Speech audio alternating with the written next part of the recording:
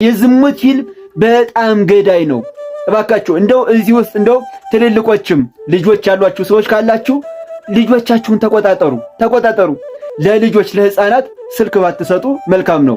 ስለዚህ የዝሙት ፊልም ማየት የምታዩ ሰዎች ማየት ማቆም አለባችሁ፣ ከህልመ ሌሊት ፈተና ለመዳን ማለት ነው። እንደዚሁም ንባቦችም ቢሆን ዝሙት ቀስቃሽ ንባቦች በጣም ብዙ አሉ። እነዚያንም ከማንበብ መቆጠብ።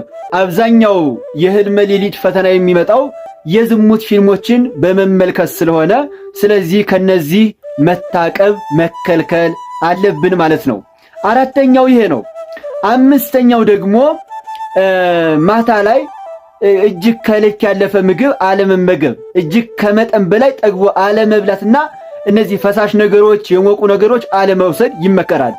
ምክንያቱም ከልክ በላይ ስንመገብ ስጋችን ድሎት ይሰማዋል።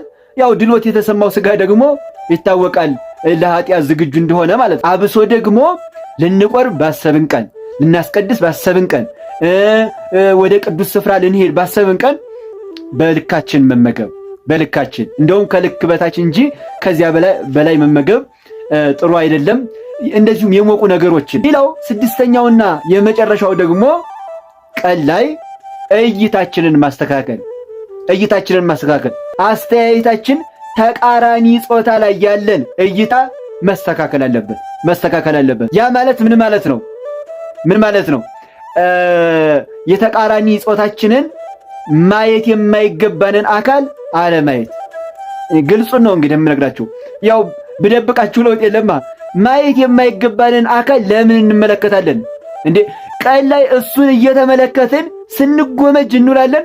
ደግሞ ቀን ያየነው በህልም መምጣቱ ግድ ነው። የእውነቴን ነው የምነግራችሁ።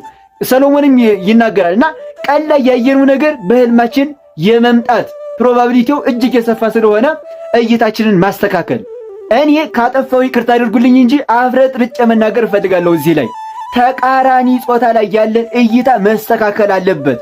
በቃ ይኸውላችሁ የተቃራኒ ጾታችን አካል እኮ ምናልባት በግዘፍ ሊለያይ ይችላል እንጂ እንደኛው ስጋ ነው። በቃ የሚወት የሚበሰብስ ስጋ ነው። ሌላ አዲስ ነገር የለም።